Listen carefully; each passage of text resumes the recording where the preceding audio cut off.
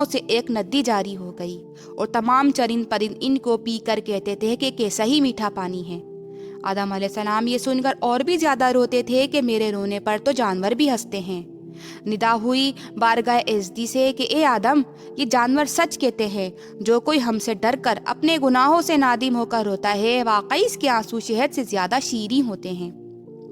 ایک روایت ہے کہ 3 آنکھیں ہیں، اللہ تعالیٰ دوزخ سے انہیں نجات دے گا۔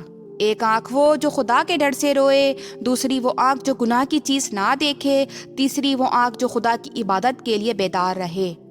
جب آدم علیہ السلام 300 برس تک روتے رہے اور آہوزاری حد سے زیادہ گزر گئی تو دریائے فضل و کرم جوش میں آیا اور جبرائیل علیہ السلام کو حکم ہوا کہ آدم کے پاس جاؤ اور اذان کہو۔